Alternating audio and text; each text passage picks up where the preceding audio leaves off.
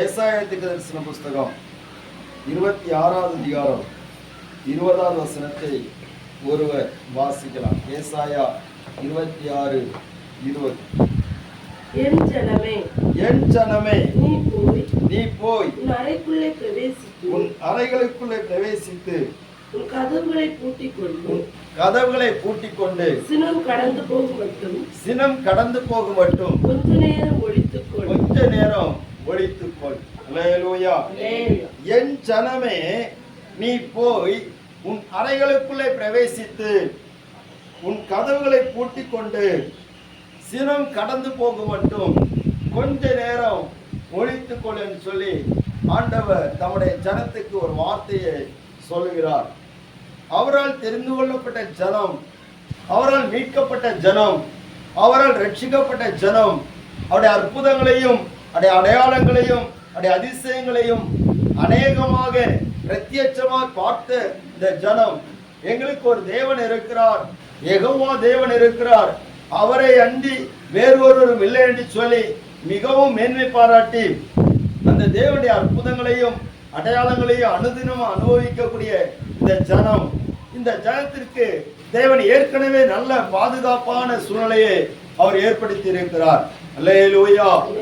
இப்பொழுது இந்த காலகட்டத்தில் பார்க்கிற போது ஸ்தோத்திரம், அயன் டோம் என்கிற ஒரு பாதுகாப்பு அம்சத்தை இஸ்ரவேல் நாடு ஏற்படுத்தி இருக்கிறது. அந்த இஸ்ரவேல் நாட்டிலே சொல்லப்பட்டிருக்கிற அந்த அயன் டோம் என்கிற அந்த இரும்பு திரை, அந்த பாதுகாப்பு அம்சத்துல என்ன விசேஷம் என்று சொன்னால் நம்ம எல்லாருக்கும் தெரியும். சுற்றிலும் அந்த இஸ்ரவேல் தேசத்தினுடைய எல்லைகளிலே வைக்கப்பட்டிருக்கிறது. காரணம் என்னவென்று சொன்னால், அதில் பொருத்தப்பட்டிருக்கிற அந்த சென்சார், அது பல கிலோமீட்டருக்கு தூரத்தில் வருகிற ஏவுகணைகளையும் விமானங்களையும் எந்த ஒரு அந்த எல்லைகளிலே பறக்கக்கூடிய எந்த ஒரு சாதனமாக இருந்தாலும் சரி, எல்லாவற்றையும் துல்லியமாக அறிந்து ஒருவேளை அது தாக்குவதற்காக வரும் என்று சொன்னால் அதை இது உடனே அடையாளம் கண்டு அதனுடைய கண்ட்ரோல் ரூமுக்கு அது உடனே தகவல் தெரிவித்து அது ஆட்டோமேட்டிக்காக போய் அந்த ஏவுகணையை வீழ்த்து நடுவானத்திலே வீழ்த்தக்கூடிய அளவுக்கு பாதுகாப்பு அம்சங்களை உருவாக்கி இருக்கிறது. ஆனால் கடந்த வருஷங்களிலே அதையும் தாண்டி பல யுத்தங்கள் அந்த இஸ்ரவேல் தேசம் சந்தித்தபடினாலே இப்பொழுது அது கூட ஸ்தோத்திரம் ஒரு பெரிய ஒரு பிரச்சனையாகவே அமைந்தாலும் மறுபடியும் அதை உருவாக்கி தங்கள் நாட்டை பாதுகாத்து கொண்டிருக்கிறார்கள். அல்லேலூயா, அல்லேலூயா. கர்த்தருடைய பரிசுத்த நாமம் மகிமைப்படுவதாக. பாருங்க, ஆனா அந்த நாட்களிலே இப்படிப்பட்ட தொழில்நுட்பங்கள் கிடையாது, டெக்னாலஜி கிடையாது. அப்படிப்பட்ட சூழலிலே இந்த ஜனத்திற்கு பாதுகாப்பு தேவாதி தேவனே அந்த இஸ்ரவேல் ஜனங்களை பாதுகாத்து கொண்டிருந்தார். அல்லேலூயா, அல்லேலூயா. பாதுகாப்பின் எல்லைக்குள்ளாலே இந்த இஸ்ரவேல் ஜனங்கள் இருந்தது.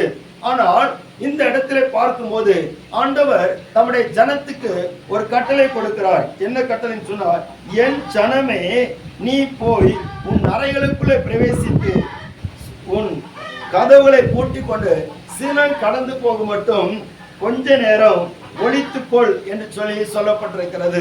அப்படியானால் தேவ ஜனம், தேவன் தம்முடைய ஜனங்களை பாதுகாக்கிற விதங்கள்ல இது ஒரு காரியமா இருக்கிறது.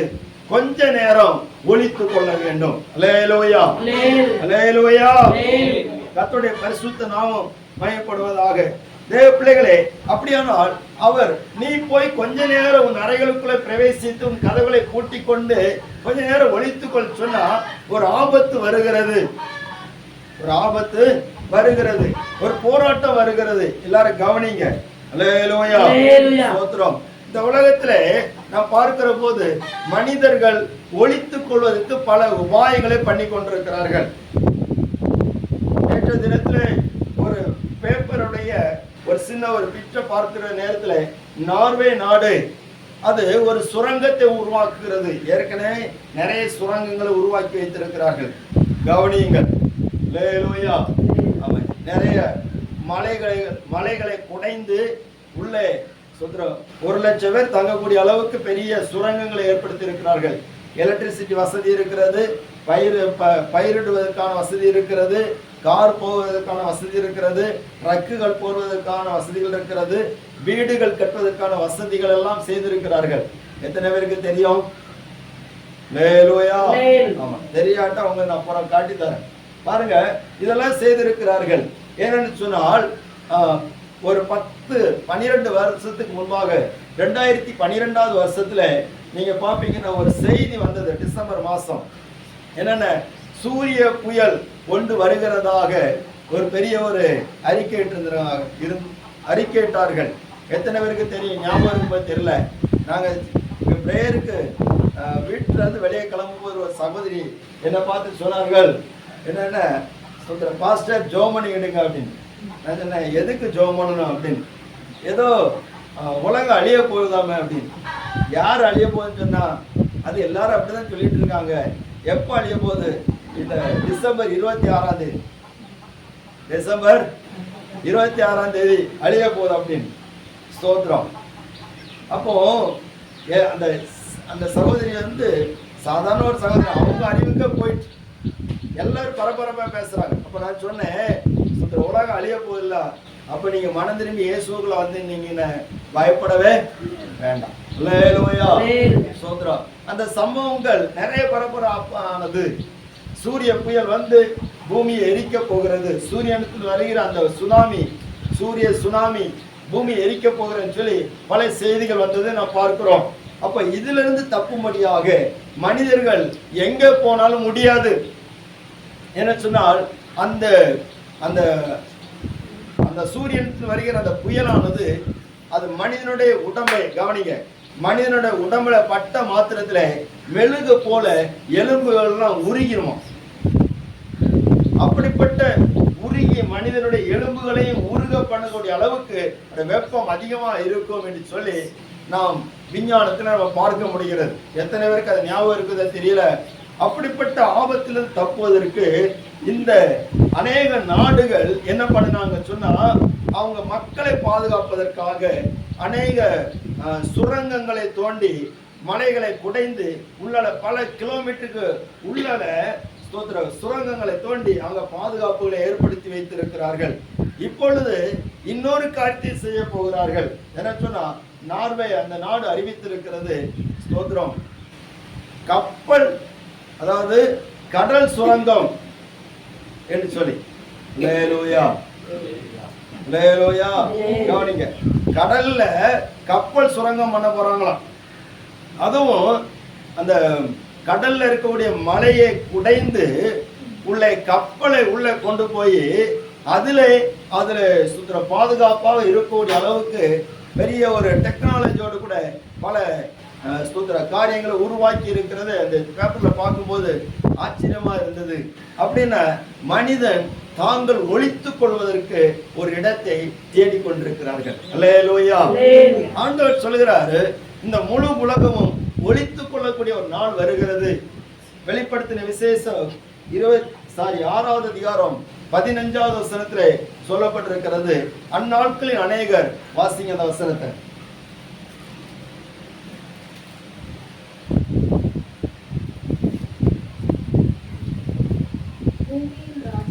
பூமியின் ராஜாக்களும் பெரியோர்களும் ஐஸ்வர்யவான்களும் சேனை தலைவர்களும் பலவான்களும் அடிமைகள் யாவரும் சுயாதீனர் யாவரும் பர்வதங்களின் குகைகளிலும் கண்மலைகளிலும் ஒளித்துக் கொண்டு பர்வதங்களையும் எங்கள் மேல் விழுந்து ஆட்டுக்குட்டியானுடைய கோபத்துக்கு எங்களை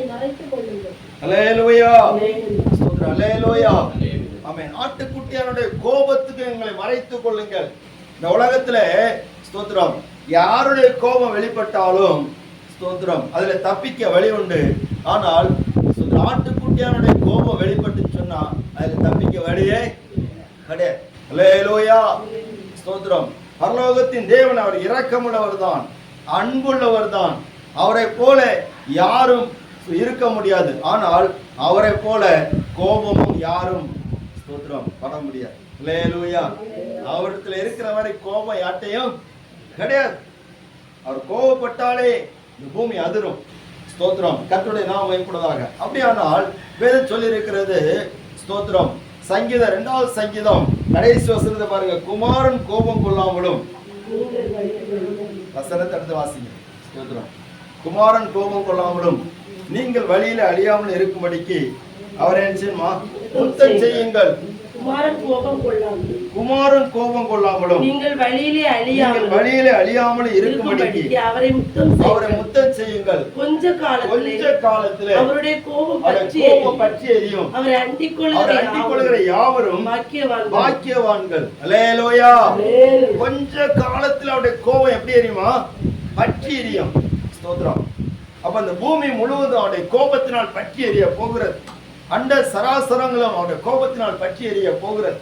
அப்ப அந்த கோபம் பற்றி எறிகிற நாட்கள் மிக சமயமா இருக்கிறது. அந்த கோபத்துல நீங்க நினைச்சு கூடாது, அகப்படக்கூடாது, நீங்க அழிந்து போகக்கூடாது, அதை நீங்க மாட்டிக்கிடக்கூடாது அப்படின்னு அந்த கொஞ்ச காலத்துல அவருடைய கோபம் பற்றி எறியும்ல, அந்த சமயத்துல நீங்க நினைச்சுங்க அறைகளுக்குள்ள பிரவேசித்துக் கொள்ள வேண்டும். அல்லேலூயா, அல்லேலூயா. யோபு சொல்லுகிறார் 14வது அதிகாரம் 13வது வசனம். யோபு 14:13. நீர் என்னை பாதாளத்தில் ஒழித்து உமது கோபம் தீரும் மட்டும் என்னை மறைத்து என்னை திரும்ப நினைக்கும்படிக்கு எனக்கு ஒரு காலத்தை கொடுத்தால் நலமா இருக்கும். யோபு கர்த்தரை பார்த்து ஒரு ஜெபம் பண்ணுகிறான். என்ன பண்ணுகிறான்னா, நீர் என்னை எங்க ஒளிச்சையும் பாதாளத்தில் ஒளித்து உமது கோப தீர்மட்டு என்னை மறைத்து என்னை திரும்ப நினைக்கும்படி எனக்கு ஒரு காலத்தை குறித்தால் நலமா இருக்கும். அப்ப நீர் எங்க ஆண்டவரை ஒளிச்சையும் பாதாளத்தில் ஒளித்து வைத்துக்கொள். அல்லேலூயா. என்ன உங்களுடைய கோபம் எப்ப தீருமோ அதுக்கு வர திரும்ப நிச்சயம் எடுத்துக்கொண்டு வா.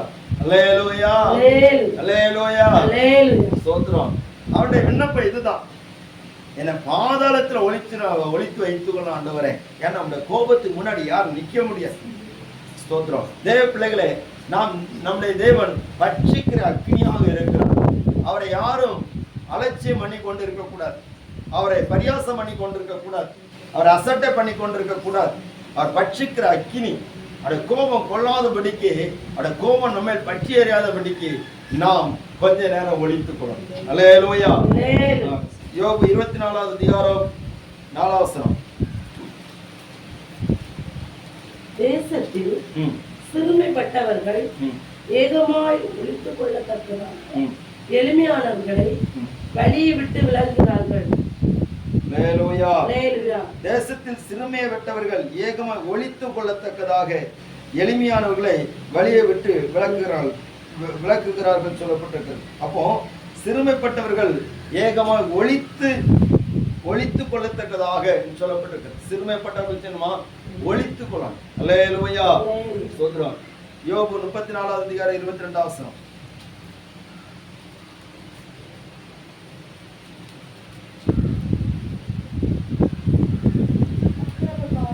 அக்கிரமக்காரர் ஒழித்துக் கொள்ளத்தக்க அந்தகாரமும் இல்லை, மரண இருளும் இல்லை. எலிகோ என்பவன் சொல்கிறான், அக்கிரமக்காரர் யாரும் ஒழித்துக் கொள்ளவே முடியாது. வேதம் சொல்லுகிற, நான் என்னிடத்தில் அக்கிரம சிந்தை கொண்டிருந்தேனா தேவன் எனக்கு செவி கொடார் என்று சொல்லப்பட்டிருக்கு. அக்கிரமக்காரர் ஒழித்துக் கொள்ளத்தக்க அந்தகாரம் இல்லை, மரண இருளும் இல்லை. நமக்குள்ள அக்கிரமம் வரக்கூடாது. ஸ்தோத்திரம்.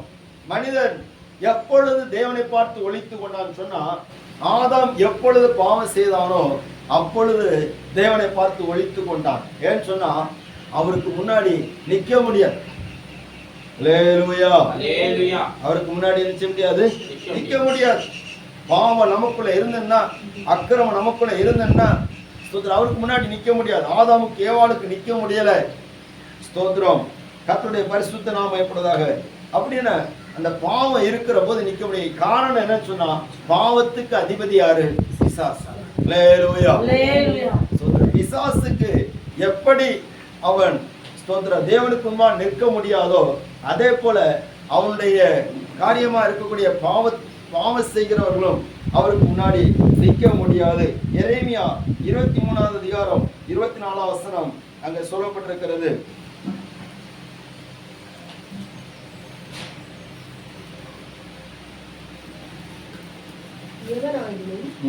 தன்னை நான் காணாதபடிக்கு மறைவிடங்களை ஒழித்துக் கொள்ளக்கூடுமோ என்று கர்த்தர் சொல்லுகிறார்.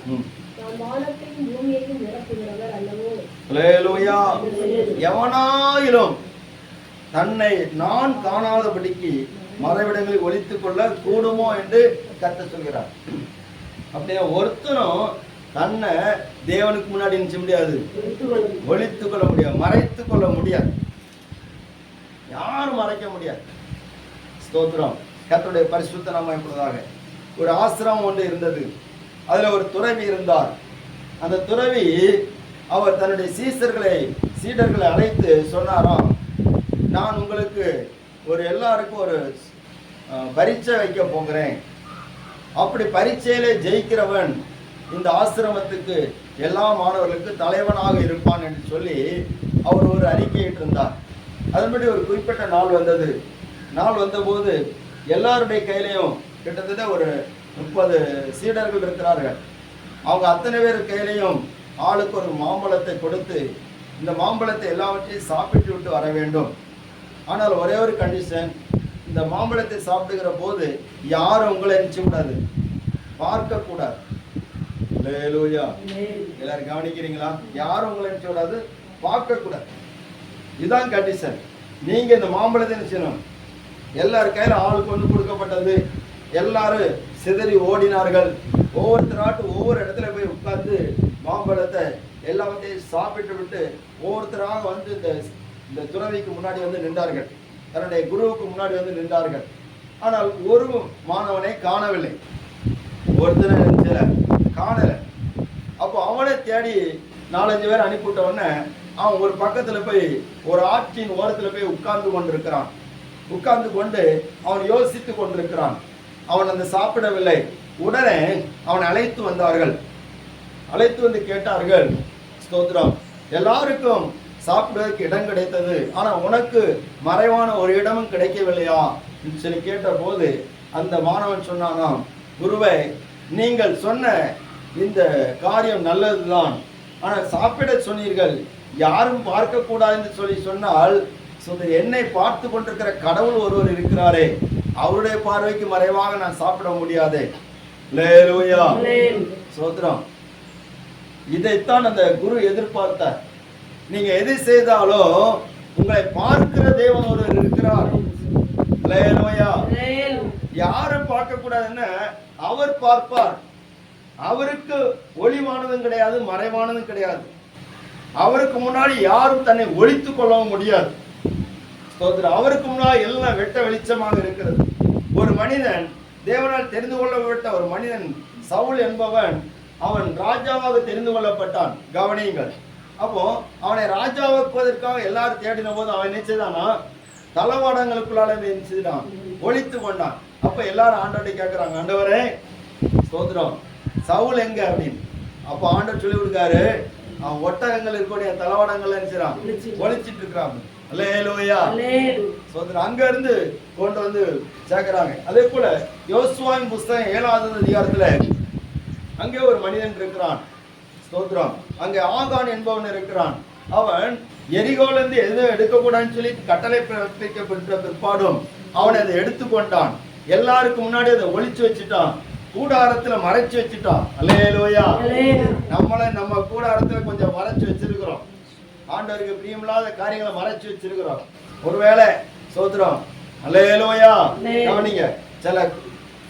சில அந்த இதை மறைச்சு வச்சிருப்பாங்க. என்ன, தகடு மறைச்சு வச்சிருப்பாங்க. தகடுன்னு தெரியுங்களா? நம்ம வீட்டுல போறபடி தகடு கிடையாது, மந்திரவாதமான தகடு. இந்த தகடுகளை மறைச்சு வச்சிருப்பாங்க.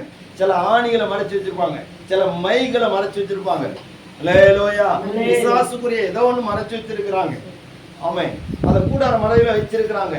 அந்நிய சாபத்தீடான ஏதோ ஒண்ணு மறைச்சு வச்சிருக்கிறாங்க. அது எல்லாம் எது இருந்தாலும் கர்த்தருடைய பார்வைக்கு அது மறைவாட்டே இருக்க. அல்லேலூயா. ஸ்தோத்திரம். நாங்களும் கொஞ்ச நாள் மறைச்சு வச்சிருந்தோம். அதுதான் சொல்றேன். ஸ்தோத்திரம். நான் ரட்சிக்கப்பட்ட ஆரம்பத்துக்கு முன்னாடி, ரட்சிக்கப்படுகிற நாட்கள் முன்னாடி வீட்டுல ஒரே போராட்டம்.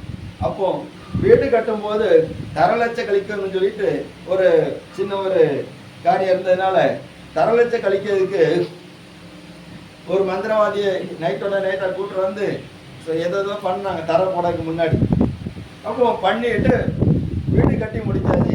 வீடு கட்டினதான் உண்டு, அதுக்கப்புறம் வீட்டுல குடியிருக்க முடியாது. சோதரம் அல்லேலூயா. ஒரே போராட்டம், அடியும் பிடியும் சண்டையும் கூப்பாடுமா இருக்குது. சோதரம். அப்போ ஒரே சண்டை. அப்போ இது என்ன பிரச்சனை சொல்லிட்டு விசாரிக்கும் போது எங்க அம்மாட்ட சிலர் ஆலோசனை சொன்னாங்க.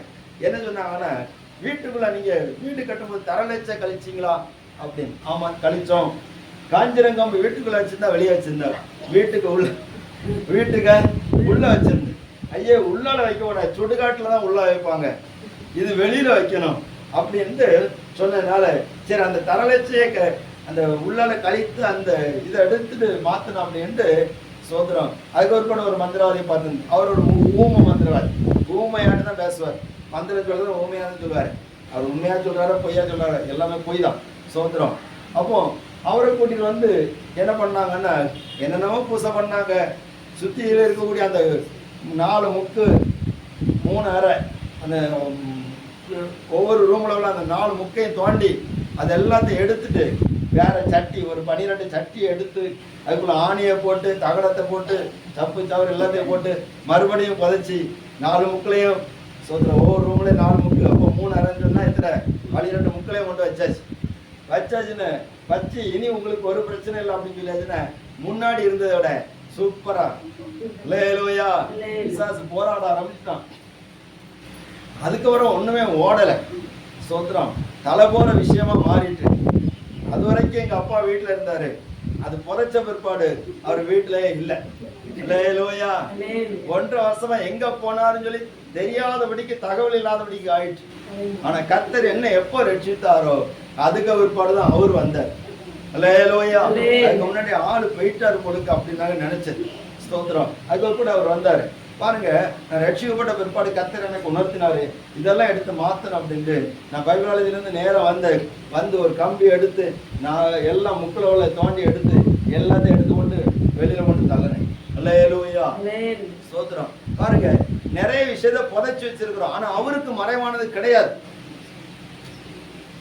ஆகான் சாபத்தீடானதை புதைத்து வைத்தான், அதனால சங்காரம் உண்டானது, அவர்களால் முன்னேற முடியவில்லை. ஸ்தோத்திரம். ஆனால் கர்த்தர் அதை வெளிப்படுத்தினார். அவருக்கு மறைவானது ஒண்ணுமே கிடையாது. அப்போ நம்ம எதுவுமே ஒளிச்சு வைக்க முடியாது. ஆண்டவர் சொல்கிறார், இந்த தேவனுடைய கோபங்கள், தேவனுடைய தண்டனைகள் இந்த பூமியில இன்னும் நிறைய வரப்போகிறது. பாவம் பெருக பெருக தேவனுடைய தீர்ப்பு அதிகமாகிக் கொண்டே இருக்கிறது அப்படின்னு சொன்னா, அதுக்கு முன்னாடி நீ கொஞ்ச நேரம் உன்னுடைய அறைகளுக்குள்ள பிரவேசித்து உன்னை நினைச்சு ஒளித்துக்கொள். அல்லேலூயா. அல்லேலூயா. ஸ்தோத்திரம். இனி வருகிற நாட்கள் ரொம்ப கொடிய நாட்கள் அப்படின்னு ஆண்டவர் சொல்கிறார். உன்னுடைய அறைகளுக்குள்ளே ஒளித்துக்கொள் சொன்னா, அவர் சொல்லுகிற அறைகள் என்னது? நம்ம வீட்டுக்குள்ள போய் நம்ம கதவு பட்டிட்டு ஒளித்து கொண்டிருந்தா தப்ப முடியுமா? தப்ப முடியுமா? முடியாது. கர்த்தருடைய நாமம் மகிமைப்படட்டும். முடியாது. அப்போ பாதாளத்தில் போய் பதுங்கி கொண்டா முடியுமா? முடியாது. சங்கீதம் 139 சொல்லப்பட்டிருக்கு, நான் பாதாளத்தில் படுக்க போட்டாலும் அங்கே நீர் இருக்கிறீர். அல்லேலூயா. அங்கே உடைய கரை என்னை பிடிக்கும். ஸ்தோத்திரம். ஆகாயத்தில் யாருனாலும் நான் அங்கிருந்து உன்னை தள்ளுவேன் சொல்லி இருக்கிறார். அப்ப அவருடைய மறைவுக்கு ஒண்ணுமே இல்லை. அவருடைய மறைவுக்கு நம்ம தப்ப முடியாது. அவனுடைய கோபத்தினுடைய வருகிற அந்த தண்டனையினுடைய மறைவுக்கு நம்ம தப்பலாம். அல்லேலூயா. அந்த கோபத்துக்கு நம்ம தப்பலாம். அதுக்கு சில அறைகளை ஆண்டவர் வைத்திருக்கிறார். அந்த அறைகளை நாம் சரியாக பயன்படுத்துவோமானால் நம்ம தப்ப முடியும். வேத புஸ்தகத்தில் நீங்க பார்ப்பீங்கன்னா, ஸ்தோத்திரம், ஆதியாகமத்தின் புஸ்தகம் 6வது அதிகாரம்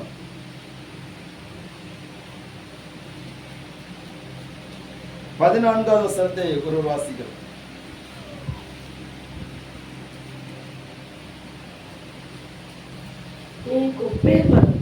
நீர் கொப்பேர் மரத்தால் உனக்கு ஒரு பேழையை உண்டாக்கு. அந்த பேழையிலே அறைகளை உண்டு பண்ணி அதை உள்ளும் புறமாக கீழ்பூசு. அல்லேலூயா. தேவன் அவர் ஒரு தடவை கோபப்பட்டார், அவர் மனஸ்தாபப்பட்டார். எதற்கு சொன்னால், மனிதன் இந்த பூமியில சிருஷ்டித்ததற்காக அவர் மனஸ்தாபப்பட்டார். அந்த மனஸ்தாபம் அவருக்குள்ள கோபமாக மாறினது. காரணம் சொன்னால், மனிதனுடைய அக்கிரமம் பூமியில பெருக துவங்கினபடினாலே ஸ்தோத்திரம், இந்த மனிதனை எல்லாவற்றோடு சேர்த்து நிக்கிரவு பண்ணி விடுவேன் சொல்லி அவர் முடிவெடுத்து அவர் இந்த பூமியை அழிக்கும்படியாக ஸ்தோத்திரம் அல்லேலூயா அவர் என்ன பண்ணினார் சொன்னா, அவர் பூமியை நோக்கி பார்த்து கொண்டிருக்கிறார். அப்பொழுது இந்த பூமியில எல்லாரும் அழிக்க பார்க்கிற போது ஒரு மனிதனை அவர் நீதிமானாக கண்டார். அந்த மனிதன் யாருன்னு சொன்னா நோவா. நோவாவை நீதிமானாக கண்டபடினாலே நோவாவை பார்த்து சொல்லுகிறார். எல்லாரும் கவனிங்க ஸ்தோத்திரம். அந்த 6வது அதிகாரம் 13வது வசனம் சொல்லப்பட்டிருக்கிறது.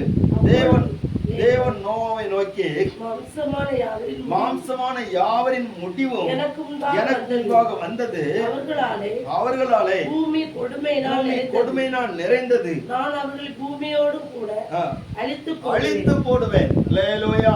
நான் அழிக்க போகிறேன். நோவா, எனக்குள்ளால கோபம் வருகிறது, எனக்குள்ள ஒரு சினம் வருகிறது, இந்த பூமியோடு கூட சேர்ந்து மனுஷனை அழிக்க போகிறேன்.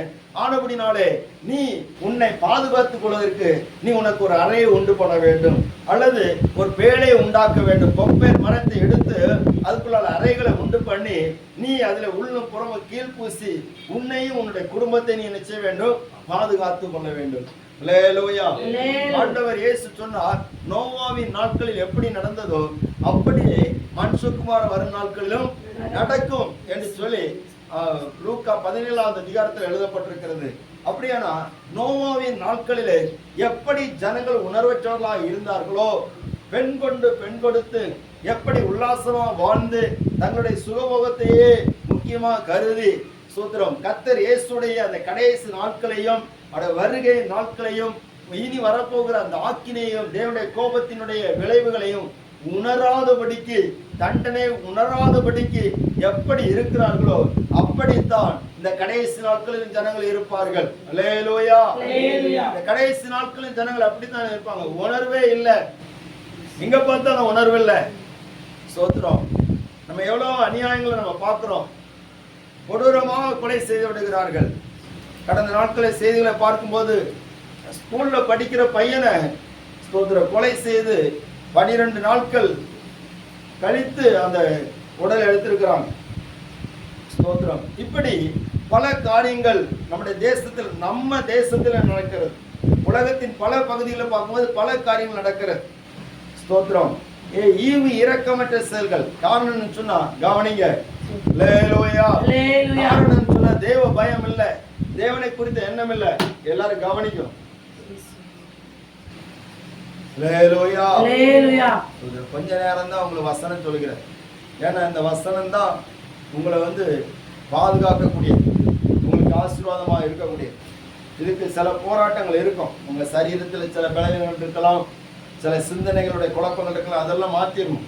தேவ சமத்தில் நம்ம பயபக்தியோடு இருக்க கர்த்தர் நம்ம எதிர்பார்க்கிறார். கவனிங்க. அப்போ இந்த கொடுமைகள் பூமியில நிறைந்திருக்கிற போது கர்த்தர் அவர் நியாய தீர்ப்பு கொடுப்பதற்கு ஆயத்தமாக இருக்கிறார். அப்ப ஆயத்தமா இருக்கிற போது அவர் ஒரு பேழையை உண்டாக்க சொல்கிறார். அந்த பேழை எதை குறிப்பிடுகிறது சொன்னால், தேவன் தம்முடைய சபையை அவர் பேழையாக இந்த பூமியில வைத்திருக்கிறார். அல்லேலூயா. அல்லேலூயா. நாங்க வீட்டுல இருந்து ஆராதிச்சா போறாதா? சபைக்கு தான் வரணுமா? இல்லைங்க. சபை கர்த்தருடைய பேழை. அவர் பழைய ஏற்பாட்டு நாட்களிலே, நோவாவின் நாட்களிலே அவனும் அவனுடைய குடும்பமும் தங்கி பாதுகாக்கப்படுவதற்கு ஒரு கொப்பேர் மரத்தினால் ஒரு பேழை உண்டாக்கப்பட்டிருந்தது. ஆனால் இந்த நாட்களிலே ஸ்தோத்திரம், தேவனுடைய கோபத்திலிருந்து தப்புவதற்கு கொப்பேர் மரத்தினால் பேழை அல்ல, சிலுவை மரத்தினால் உண்டான சபையாகிய பேழை. அல்லேலூயா. அல்லேலூயா. சிலுவை மரத்தினால் ஸ்தோத்திரம் உண்டான சபையாகிய பேழைக்குள்ளாலே ஸ்தோத்திரம் நாம் உட்பிரவேசித்து நம்மை காத்து கொள்ள வேண்டியது அவசியமா இருக்கிறது. அப்போஸ்தலர் நடவடிக்கைகள் புஸ்தகம் 16வது அதிகாரம்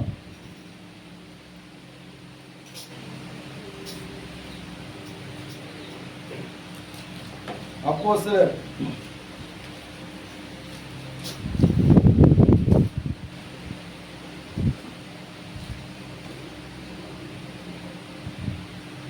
20வது அதிகாரம் 28 வசனம் வாசிங்க. 20-28.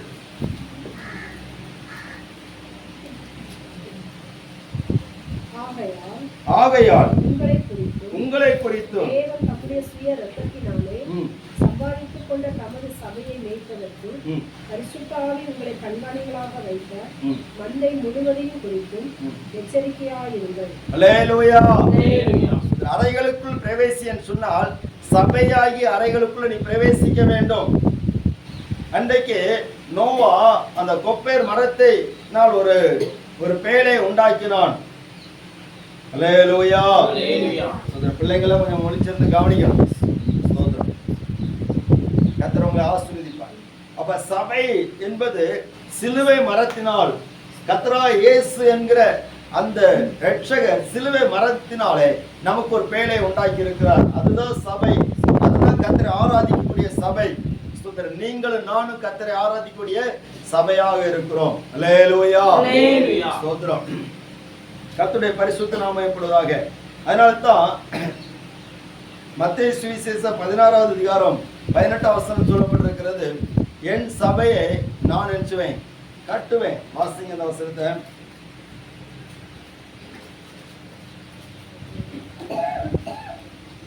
மேலும் நான் உனக்கு சொல்லுகிறேன், நீ பேதுருவாய் இருக்கிறாய். இந்த கல்லின் மேல் சபையை கட்டுவேன். பாதாளத்தின் வாசல்கள் மேற்கொள்வதில்லை. அல்லேலூயா. இந்த சபையை யார் கட்டுவேன்னு சொல்கிறார்? நான் கட்டுவேன். இந்த சபையை நான் கட்டுவேன். பாதாளத்தின் வாசல்கள் மேற்கொள்வதில்லை. அப்ப பாதாளத்தின் வாசல்கள் மேற்கொள்ள முடியாதபடிக்கு பாதுகாப்பாக இருக்கக்கூடிய ஒரு இடம் தான் இது சபை. நீங்க சபையை அற்பமா நினைக்க கூடாது. ஒருவேளை அது பெரிய கட்டடமாக இல்லாமல் இருக்கலாம், ஒருவேளை அது பெரிய ஸ்தோத்திரம் அமைப்பாக இல்லாம இருக்கலாம். ஆனா நாம் கூடி வருகிற சபை கர்த்தருடைய ஸ்தோத்திரம் கர்த்தராகிய இயேசு கிறிஸ்துவாகிய அஸ்திபாரத்தின் மேல் கட்டப்பட்டது. அவருக்கு முன்பாக அது மாளிகையாக இருக்கிறது. அல்லேலூயா. நம்ம எல்லாரும் அவருக்கு முன்னாடி எப்படி இருக்கிறோம்? மாளிகையா இருக்கிறோம், அரண்மனையா இருக்கிறோம். அதை மறந்துடக்கூடாது. கர்த்தரை ஆராதிக்கக்கூடிய கர்த்தருடைய சபையில வந்து ஆராதிக்கக்கூடிய உங்களை யாவரையும் கர்த்தர் எப்படி பார்க்கிறார்? அரண்மனையா பார்க்கிறார். அரண்மனைக்குள்ள எப்படி பாதுகாப்பு இருக்கிறது, எப்படி அதற்குள்ள சகல நன்மைகளும் இருக்கிறது, அப்படிதான் பார்க்கிறார். அல்லேலூயா. சோத்திர. கர்த்தர் உங்களை ஆசீர்வதிப்பார். தேவ பிள்ளைகளே, அப்படின்னா அந்த சபை கூடி வருதலை சிலர் விட்டு விடுகிறது போல நாம் விட்டு விடக்கூடாது. எபிரேயர் 10வது அதிகாரம் 25ஆம் வசனம்.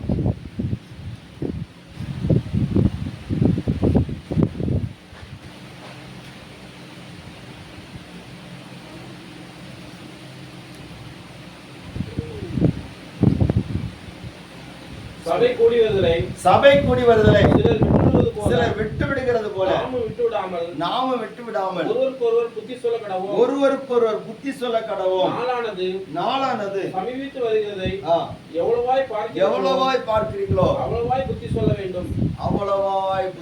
வேண்டும். அல்லேலூயா.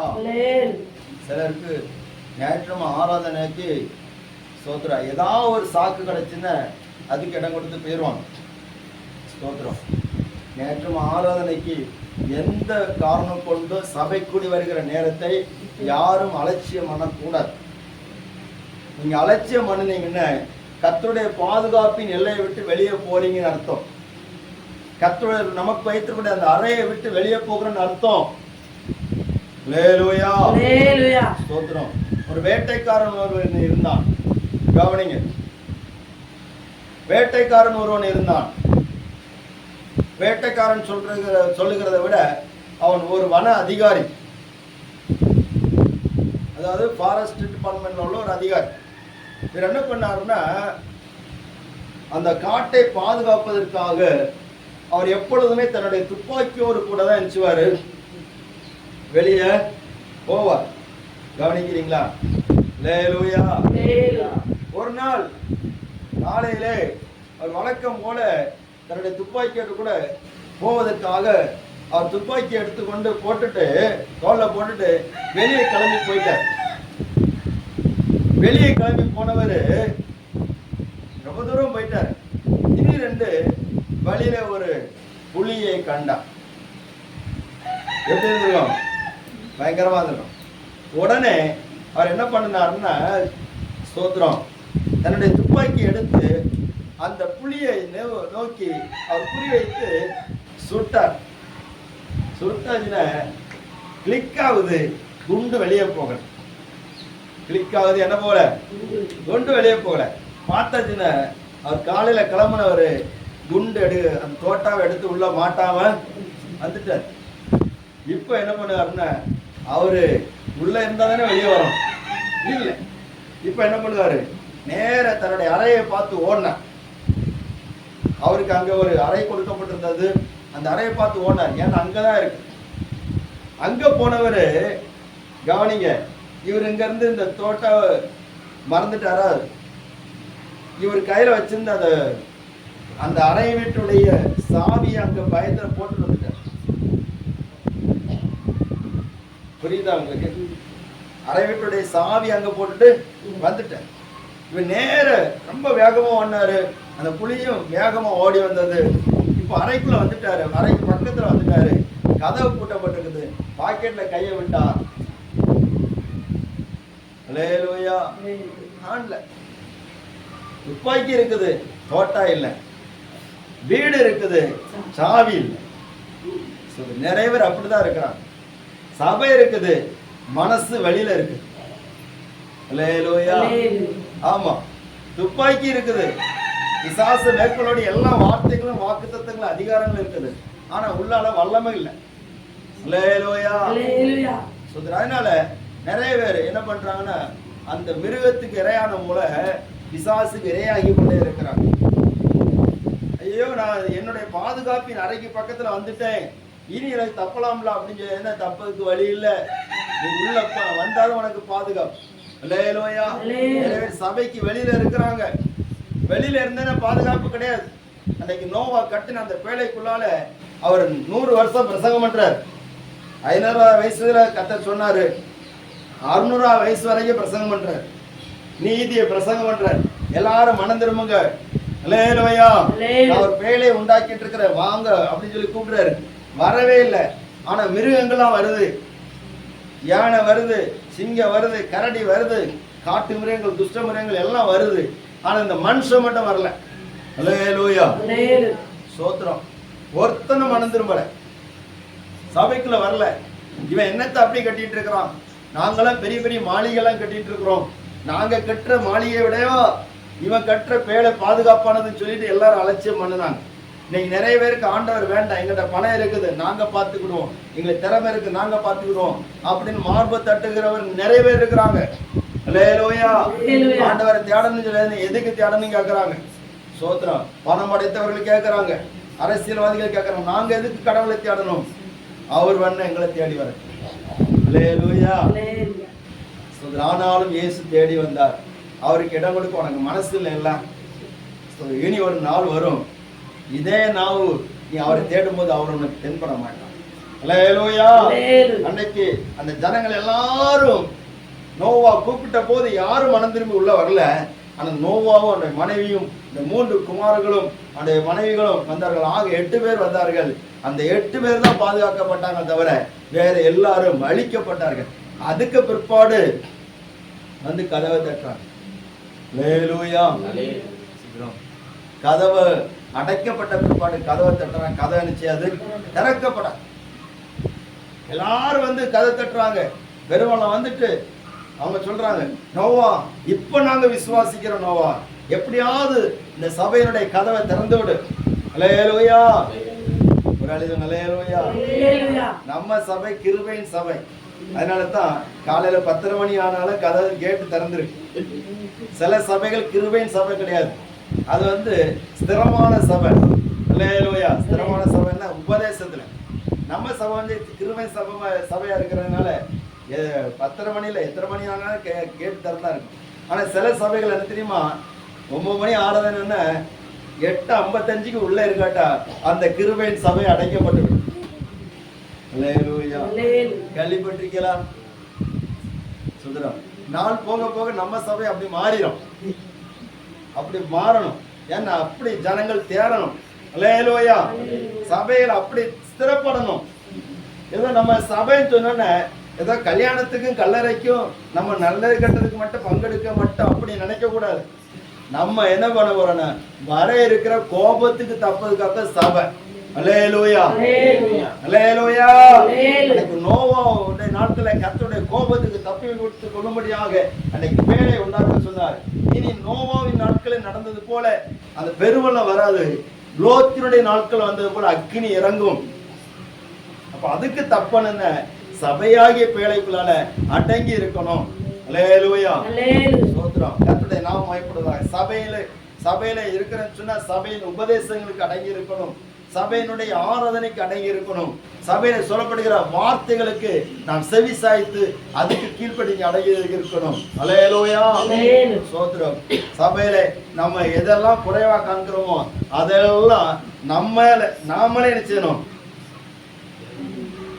சந்தித்து நிறைவாக்கும். ஃபேன் இல்லையா, ஃபேன் வாங்கணும். லைட் இல்லையா, லைட் வாங்கணும். அல்லேலூயா. சபைக்குள்ளால புழுக்கமா இருக்க முடியாது. புரியுதா உங்களுக்கு? ஸ்தோத்திரம். அப்படிதான் சபை நாள் அன்னைக்கு அப்படி ரொம்ப புழுக்கமா இருந்துச்சு, கொஞ்சம் இருட்டா இருந்துச்சு. அப்போ வந்த ஊழியக்காரர் சொன்னாரு, ஸ்தோத்திரம், கொஞ்சம் வெளிச்சமா இருந்தது நல்லா இருக்கும், காற்று வந்து நல்லா இருக்கும் அப்படின்னு. அப்போ இங்க வந்த ஒருத்தர் சொன்னாரு, பாஸ்டர் உங்களுக்கு 3 லைட்டு 2 ஃபேனு நான் வாங்கி தரேன்னாரு. ஸ்தோத்திரம், அல்லேலூயா. அவர் சொன்னதுக்காக கர்த்தருக்கு ஸ்தோத்திரம். சிலர் சொல்ல கூட மாட்டாங்க, அவராரு சொன்னாரே சொல்லிட்டு சந்தோஷப்பட்டு பாருங்க. சபைக்குள்ள நம்ம பாதுகாப்பா இருந்து நம்ம ஆராதித்து நாம் கர்த்தருடைய வருகைக்கு போகணும்னு சொன்னால் நம்ம தான் சபைக்குள்ள எல்லா காரியத்தையும் செய்யணும், நிறைவேற்றும். அல்லேலூயா, அல்லேலூயா.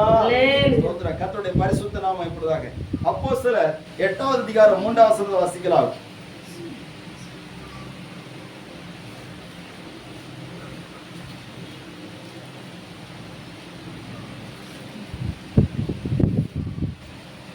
சவுல் வீடுகள் தோறும் நுழைந்து புருஷரையும் ஸ்திரீகளையும் இழுத்து கொண்டு போய் காவலில் போடுவித்து சபையை பாழாக்கி கொண்டிருந்தான். பாருங்க, சவுல் என்பவன் சபையை பாழாக்கி கொண்டிருந்தானா.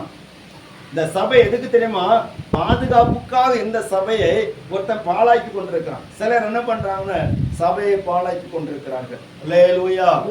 சபை கூடி வரக்கூடாது, சபையை ஆராதிக்க கூடாது, நீங்க இயேசுன்னு சொல்லக்கூடாது அப்படின்னு சொல்லி சபையை பாழாக்கி கொண்டிருந்தான். அந்த பாழாக்கி கொண்டிருந்த சவுலுக்கு கர்த்தர் என்ன சொல்கிறார்? 9வது அதிகாரம், ஸ்தோத்திரம், 5வது வசனத்தை வாசிங்க. அதற்கு அவன் ஆண்டவரே நீர் யார் என்றார். அதற்கு கர்த்தர் நீ துன்பப்படுத்துகிற இயேசு நானே, முள்ளில் உதைக்கிறது உனக்கு கடினமோ என்றார். அல்லேலூயா. சபையை ஒருத்தர் பாழாக்குறான்னு சொன்னா அவன் எது மேல உதைக்கிறான்னு சொன்னா முள்ளுக்கு மேல உதைக்கிறான். அல்லேலூயா. சபையை நீங்க அசட்டை பண்ணினீங்கன்னு, சபையை துன்பப்படுத்தினீங்கன்னு, சபையை வேதனைப்படுத்தினீங்கன்னு எது மேல உதைச்சிட்டு இருக்கீங்க? முள்ளுக்கு மேல உதைச்சாச்சுன்னா காயம் வரும். அவனுடைய வாழ்க்கையில சமாதானத்தை பார்க்க முடியாது. எத்தனை பேர் சபையை உதைத்து கொண்டிருக்கிறார்கள். ஆனால் நம்மை இந்த வார்த்தை கேட்ட போது இந்த சவுளை முள்ளை உதைத்து கொண்டிருந்தவன் இப்பொழுது அந்த சபையை கட்டி எழுப்பக்கூடியவனாக கர்த்தர் மாற்றி விட்டார். அல்லேலூயா, அல்லேலூயா. புதிய ஏற்பாட்டில் சபை யாருடைய உபதேசத்திலே அதிகமாக கட்டப்பட்டதுன்னு சொன்னால் பவுலுடைய உபதேசத்துல தான். இந்த சபையை பாழாக்கி கொண்டிருந்த இந்த சவுல் என்கிற பவுல் தான் சபையை கட்டி எழுப்பக்கூடிய ஒரு பாத்திரமாக கர்த்தர் மாற்றினார். அல்லேலூயா. ஒவ்வொரு சபையை கட்டி எழுப்பணும், ஆவிக்கிற பிரகாரமும் கட்டி எழுப்பணும். ஸ்தோத்திரம், ஆமென். நம்ம ஆராதிக்கூடிய ஸ்தலம் எழுத்தின்படியே என்ன செய்யணும்? கட்டி எழுப்பணும். அல்லேலூயா. கர்த்தர் உங்களை ஆசீர்வதிப்பார். சபைகள் நாளுக்கு நாள் ஸ்திரப்பட்டு வளர்ந்து பெருங்கணும், திடப்படணும். ஸ்தோத்திரம். பாருங்க, ஒவ்வொரு நாளும் சபைகளை நம்ம மாற்றி கொண்டிருந்தோம்னு சொன்னா அது நமக்கு சபையில திடப்படுகிறதுக்கு ஏதுவாக இருக்க. அல்லேலூயா. அவன் நோவா கட்டுறது ஒரே வேலைதான். அப்போ நமக்கு ஒரே சபை தான். சபை என்பது நாம் கோபத்துக்கு தப்பித்துக் கொள்ளக்கூடிய ஒரு அறை. ஸ்தோத்திரம். அப்படின்னு அந்த சபையின் காரியங்களை நம்ம ரொம்ப முக்கியத்துவம் கொடுக்க வேண்டி இருக்கிறது. 1 கொரிந்தியர் 1ஆம் அதிகாரம் 2ஆவது வசனம்.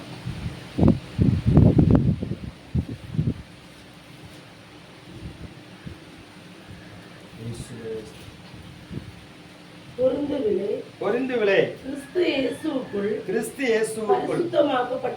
பரிசுத்தமாக்கப்பட்டவர்களாகவும் பரிசுத்தவான்களாகவும்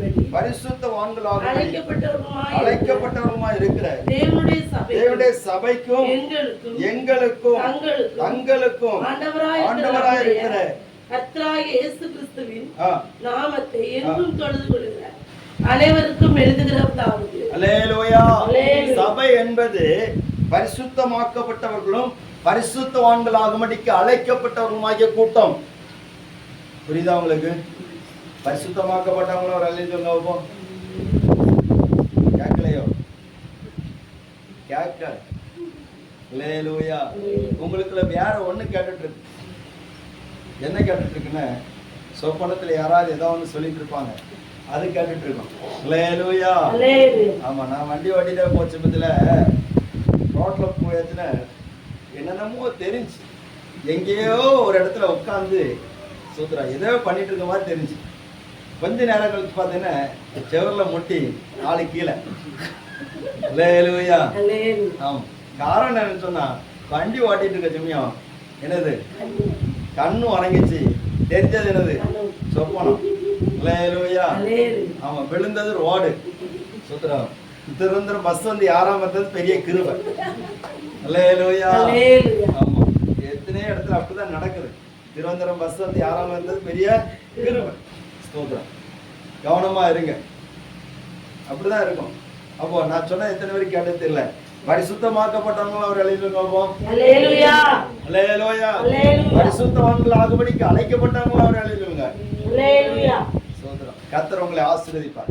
இந்த அழைப்பை நம்ம புரிந்து கொள்ளலாம். ஆண்டவர் பரிசுத்தமாக்கப்பட்டவர்களை அழைத்திருக்கிறார், பரிசுத்தவான்கள் ஆகும்படிக்கு அழைத்திருக்கிறார். அதனால தான் நம்ம சபை என்று சொல்கிறார். நீங்கள் நானும் சபை. சபையின் ஆராதனையில நீங்கள் ஒரு நாள் அலட்சியம் பண்ணக்கூடாது. ஒருவேளை நீங்க திருமண வீட்டுக்கு போகாட்டா உங்க குடும்பக்காரங்க உங்களை சங்கடப்படுத்துவாங்க, வருத்தப்படுவாங்க. ஆனா சர்வ வல்லமையுள்ள தேவன் அதை விட துக்கப்படுவார். அல்லேலூயா. நான் உன்னை பாதுகாப்பதற்காக சபையை ஏற்படுத்தி வைத்திருக்கிறேன். நீ என்னை ஆராதிக்காம வீட்டுல இருந்துட்டு ஸ்தோத்திரம் சிக்கன் கறியும் மட்டன் கறியும் சாப்பிட்டுட்டு இருக்கிற ஸ்தோத்திரம், அது அழிந்து போகும். ஆனா நான் உனக்காக வைத்திருக்கிற இந்த சபை ஆராதனை, சபை ஒழுங்குகள் அழிந்து போகாது. அதிலிருந்து கிடைக்கிற வார்த்தை அழிந்து போகாது. மனுஷன் அப்பத்தினாலே மாத்திரமல்ல, தேவனுடைய வாயிலிருந்து புறப்படுகிற ஒவ்வொரு வார்த்தையினாலும் பிழைப்பான். அல்லேலூயா. ஒவ்வொரு நாள் பிழைக்கக்கூடிய வார்த்தைகள் கிடைக்கிறது. ஸ்தோத்திரம். அதனால தான் சபைக்கு ரொம்ப முக்கியத்துவம் கொடுக்கணும். சபையை வளரணும், நம்ம வளரணும், ஒவ்வொரு நாளும் வளரணும். வளர வளர சும்மா இருக்க முடியாது. பாருங்க ஸ்தோத்திரம். சபையில வளர்ந்தவங்களால சும்மா இருக்க முடியாது. ஜோமனன்னு சில ஆசை இருக்கும். ஸ்தோத்திரம். அல்லேலூயா. கவனிங்க, ஜோமனன்னு ஆசை இருக்கும். சில சமயத்துல வளர்ந்தவங்க இடநாள் கூட்டங்கள்லாம் எப்பெல்லாம் ஜபம் இருக்கு அப்போலாம் ஓடி வந்துருவாங்க. ஸ்தோத்திரம். ஆனா சில நேரத்துல என்ன பண்ணுவாங்கன்னா, ஏதோ ஞாயிற்றுக்கிழமை சர்ச்சுக்கு போகணும் அப்படின்னு ஒரு கண்டிஷன்ல ஞாயிற்றுக்கிழமை மட்டும் வந்து அப்படி போகிறவர்கள் இருக்கிறாங்க. தேவன் அதை எதிர்பார்க்கல. எப்பொழுதும் அந்த சபையினுடைய ஈடுபாடுல நம்ம முன்னுரிமை கொடுத்துட்டே இருக்கோம். அல்லேலூயா. அல்லேலூயா. இந்த கொஞ்ச நேரம் சினம் கடந்து போகிற வரைக்கும் அந்த கோபம் அழிந்து, அந்த கோபத்தினால் ஜனங்கள் அழிந்து, அந்த கர்த்தருடைய கோபம் முற்றுமாக நீங்கி போகிற வரைக்கும் நோவா பேழையை விட்டு நினைச்ச வெளியே வந்தானா? வரல. பேழையை விட்டு வெளியே வரவே இல்லை. ஸ்தோத்திரம். அப்போ அது வரைக்கும் கர்த்தர் நம்மளை பாதுகாப்பா வச்சிருக்கூடிய சபையில நிச்சயம் இருக்கும். மிருகங்கள் எல்லாம் இருந்துச்சு. ஸ்தோத்திரம். எல்லாம் கட்டுப்பாடோட இருக்குது. வெளி உலகத்தை சுத்தி பார்க்கணும்னு ஆசை தான், முடியலையே. வெளியில தேவ கோபம்லாம் பற்றி எரியுது, முடியலையே. ஸ்தோத்திரம். ஒருத்திக்கு ரொம்ப ஆசை. சோதம் குமார பற்றி எரியும் போது ஆண்டவர் சொன்னார், பின்னிட்டு பார்க்க கூடாதுன்னு சொன்னார். ஆனா லோத்துடைய மனைவிக்கு ரொம்ப ஆசை. நம்ம பல வருஷமா இருந்து சம்பாதிச்சதெல்லாம் எரியுதுன்னு சொல்லி பின்னிட்டு பார்த்தா உப்பு தூண் ஆயிட்டான். அல்லேலூயா. அல்லேலூயா. இயேசு ஒரே ஒரு எச்சரிக்கை சொன்னாரு, லோத்தின் மனைவியை நினைத்துக் கொள்ளுங்கள். நினைத்துக் கொள்ளுங்க. அல்லேலூயா. அல்லேலூயா. சோதரம், லோத்தின் மனைவியை நினைத்துக் கொள்ளுங்க. ஒரு பாஸ்டர் சொன்னாரு, ஒரு ஊழியக்காரர், ஆண்டவரே சுத்தி ஏன் ஆண்டவரே அவனுக்கு மனைவியை நினைக்க சொன்னீர். அல்லேலூயா. ஏன்னா சுத்தர் இந்த உலகத்துல நிறைய பேரை நம்ம பார்க்க வேண்டியிருக்கு, அவங்களுக்கு ஒரு அடையாளம் தான். அல்லேலூயா. மற்றபடி அவனுக்கு மனைவி நம்ம நினைக்க வேண்டிய அவசியமே இல்லை. ஸ்தோத்திரம். அல்லேலூயா. ஸ்தோத்திரம். அப்ப சபையிலே நிலைத்திருப்பதுன்னு சொன்னால் அது அறைகளுக்குள்ளே பிரவேசிப்பதற்கு ஒரு அடையாளமாக இருக்கிறது. சபையில நிலைத்திருப்பது. கொஞ்ச நாளைக்கு முன்னாடி ஒரு உபதேசம் வந்தது, என்னன்னு சொன்னா சபையே கிடையாது அப்படின்னு, சர்ச்சே கிடையாது. ஒரு ஒரு சகோதரி அவங்களுக்கு ஆண்டவர் வெளிப்படுத்தினான்னு சொல்லிட்டு அவங்க பெரிய பெரிய சர்ச்சில் எல்லாம் போய் சொல்ல ஆரம்பிச்சுட்டாங்க. சுத்திரம். பெரிய பெரிய ஸ்தாபனத்துல எல்லாம் போய் ஏஜி ஸ்தாபனத்துல எல்லாம் போய் சொல்ல ஆரம்பிச்சுட்டாங்க. என்னென்ன சோதரா, நீங்க சபையெல்லாம் விட்டுட்டு சுவிசேஷ வேலை செய்யுங்க. சோதரம். இந்தியா முழுவதும் சுவிசேஷத்தை கொண்டு போங்க, சபையில ஒரு இடத்துல அடங்கி இருக்காதீங்க அப்படின்னு. ஆனா வசனம் அப்படி இல்லை. சபை என்பது ஜனங்களை பாதுகாக்கக்கூடியது, உருவாக்கக்கூடியது. அல்லேலூயா. அல்லேலூயா. சுவிசேஷ வேலை என்பது சொன்னா சோதர், காட்டுல இருந்து மரத்தை வெட்டக்கூடியதுதான் சுவிசேஷ வேலை. ஆனா அதை ஒவ்வொரு பயன்பாட்டுக்கு உருவாக்குவதற்கு மர வெட்டினால முடியாது. அதுக்கு ஒரு அறை இருக்கிறது, அதுக்கு ஒரு பற்றை இருக்குது. அதே போலதான் காட்டுல இருந்து வெட்டி கொண்டு வந்து சபையில கொண்டு வைக்கும் போது சபையிலே தேவனுக்கு பிரயோஜனமானவர்களாக அவரை உருவாக்கி நெடுங்காலமா உருவாக்கி அவர்களை பயனுள்ளவர்களாக மாற்றுகிறது. அல்லேலூயா. அல்லேலூயா. கருவியாக மாற்றணும். ஸ்தோத்திரம். விறகுக்கு வெட்டணும்னு சொன்னா எப்படினாலும் வெட்டிக்கலாம்.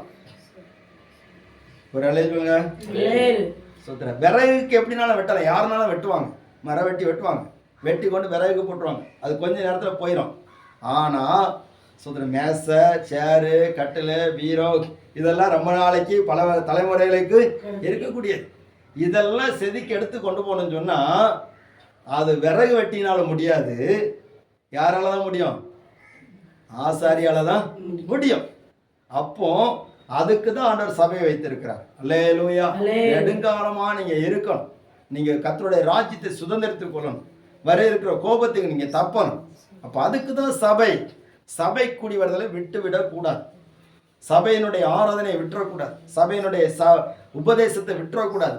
நிறைய சபைகள் இருக்கிறது, அவைகள் எல்லாம் ஜனங்களிடத்து இந்த ஆதாயத்தை பெற்றுக்கொண்டு அவங்க பெரிய கட்டடங்களை கட்டி கொண்டிருக்கிறார்கள், அவங்க தங்களை பெருசா காட்டிட்டு இருக்கிறாங்க. அதுவல்ல. ஸ்தோத்திரம். நமக்கு சேஃப் உண்டாகணும். அல்லேலூயா. ஆத்மாவுக்கு சேஃப் உண்டாகணும். கர்த்தருடைய பரிசுத்த நாமம் மகிமைப்படுவதாக. ஸ்தோத்திரம். டைம் முடிஞ்சிச்சு, ஆனாலும் சில காரியத்தை மட்டும் சொல்லிட்டு நம்ம ஜெபிக்க போறோம். ஸ்தோத்திரம். அல்லேலூயா. வெளிப்படுத்தின விசேஷம் 3வது அதிகாரம்.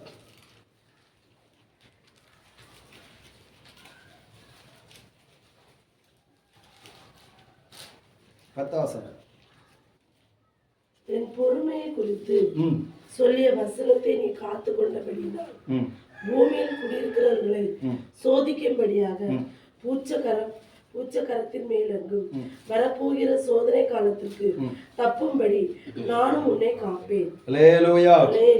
ஸ்தோத்திரம். என் பொறுமையை குறித்து சொல்லிய வசனத்தை நீ காத்து கொண்டபடியினால் பூமியில் குடியிருக்கிறவர்களை சோதிக்கும்படியாக பூச்சக்கரத்தின் மேலங்கு வரப்போகிற சோதனை காலத்து தப்பும்படிக்கு நான் உன்னை காப்பேன். சபையை பார்த்தா சொல்றார், இனி ஒரு பெரிய ஒரு சோதனை காலம் இந்த பூமிக்கு வரப்போகுது, அதுல இருந்து நான் உன்னை நினைச்சுவேன் காப்பேன்.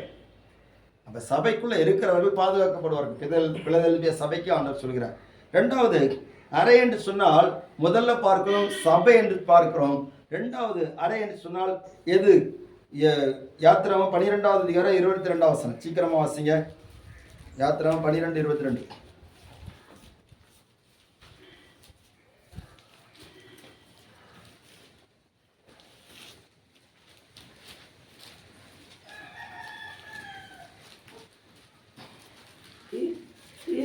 கொழுந்துகளின் கொத்தை எடுத்து, சரி, 23வது வசனம் 22ல கடைசியில் சொல்லப்பட்டிருக்குது, உங்களில் ஒருவரும் வீட்டு வாசலை விட்டு புறப்பட வேண்டாம்.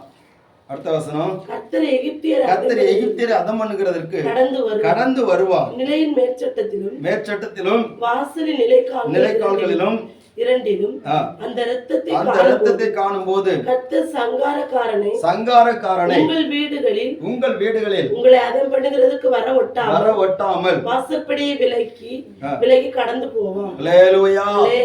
ஆமென். எகிப்தில தலைப்பிள்ளை சங்காரம் வருகிற போது, எகிப்தின் தலைப்பிள்ளைகள் எல்லாம் சங்கரிக்கும் போது அங்கே ஸ்தோத்திரம் ஆண்டவர் கட்டளையிட்ட என்ன சொன்னால், நீங்க என்ன பண்ணணும், ஒரு ஆட்டுக்குட்டியை தெரிந்து கொண்டு அதோட ரத்தத்தை எடுத்து அதை அடித்து அதோட ரத்தத்தை எடுத்து மேல் சட்டத்தில் 2 நிலைக்கால்களை நீங்க பூசி அந்த அறைக்குள்ளே இருந்து புளிப்பில்லாத அப்பத்தையும் ஸ்தோத்திரம் அப்பத்தை புசித்து அந்த பச்சையான கீரையை நீங்க புசித்து விடிய காலம் வரைக்கும் வெளியே வரக்கூடாது, அந்த அந்த சங்காரக்காரன் கடந்து போகிற வரைக்கும் வெளியே வரக்கூடாதுன்னு சொன்னார்.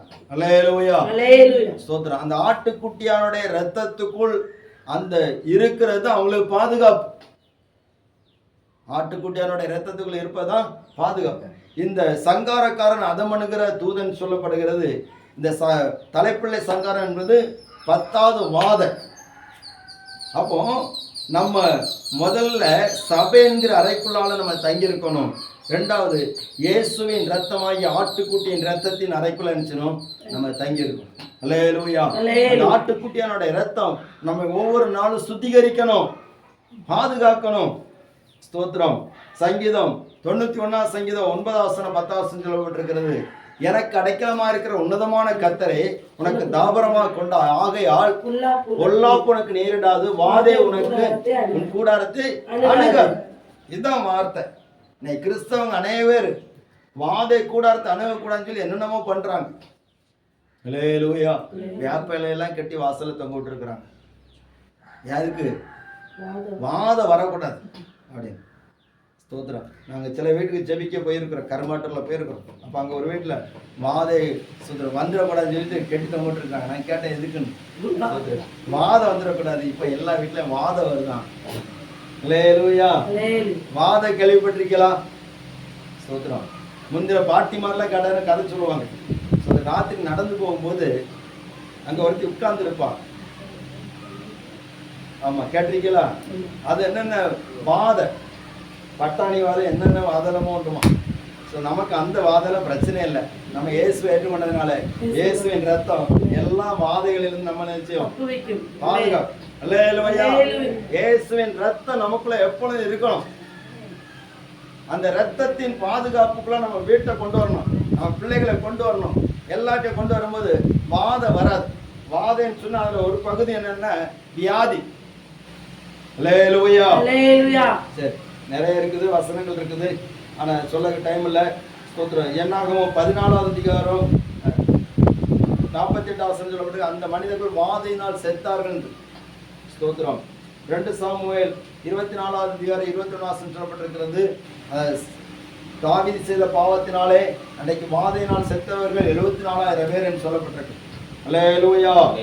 ஸ்தோத்திரம். ஓசியா 13-14 வாசிக்க பார்ப்போம்.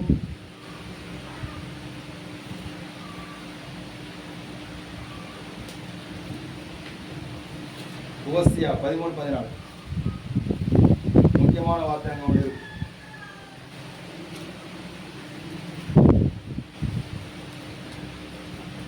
அவர்களை நான் பாதாளத்தின் வல்லமைக்கு நீங்களாக்கி மீட்பேன், அவர்களை மரணத்துக்கு நீங்களாக்கி விடுவிப்பேன். மரணமே வாதைகள் எங்கே? உன் வாதைகள் எங்கே?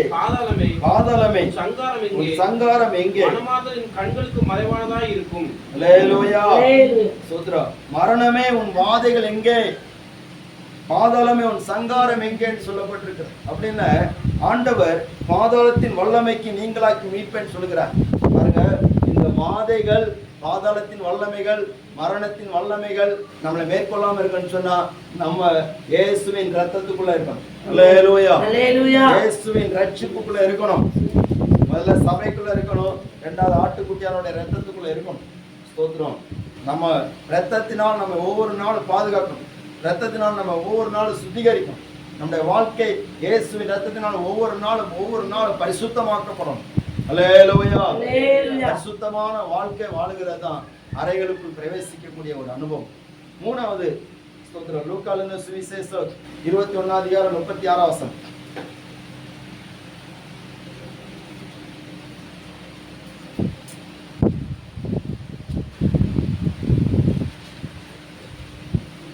லூக்கா 21:36. ஆகையால் இனி சம்பவிக்க போகிற இவைகளுக்கெல்லாம் நீங்கள் தப்பி மனுஷகுமாரன் முன்பாக நிற்க பாத்திரவான்களாக எண்ணப்படுவதற்கு எப்பொழுதும் ஜெபம் பண்ணி விழித்திருக்கு.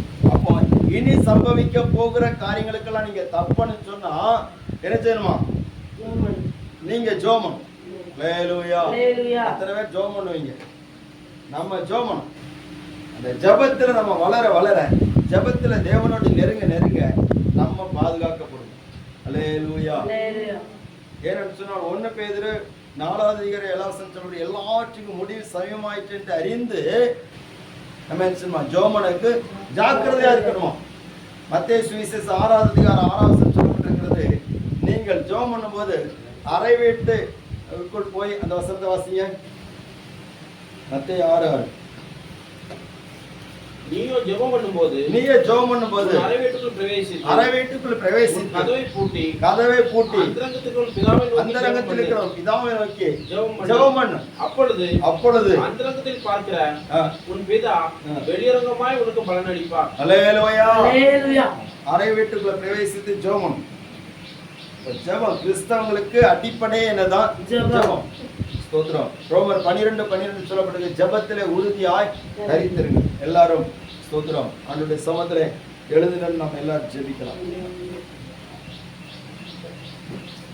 முடிஞ்சவங்க முழங்கால் போடுங்க, முடியாதவங்க எழுந்து நிற்கலாம். சொல்கிறார், என் சனமே, நீ உன் அறைகளுக்குள் பிரவேசித்து நீ கதவை பூட்டி கொண்டு சினம் கடந்து போக மட்டும் கொஞ்ச நேரம் ஒழித்துக்கொள். சபைக்குள் உன்னை ஒழித்துக்கொள். ஆட்டுக்குட்டியானுடைய இரத்தத்துக்குள் உன்னை ஒழித்துக்கொள். ஜெப அறைக்குள்ள உன்னை ஒழித்துக்கொள்.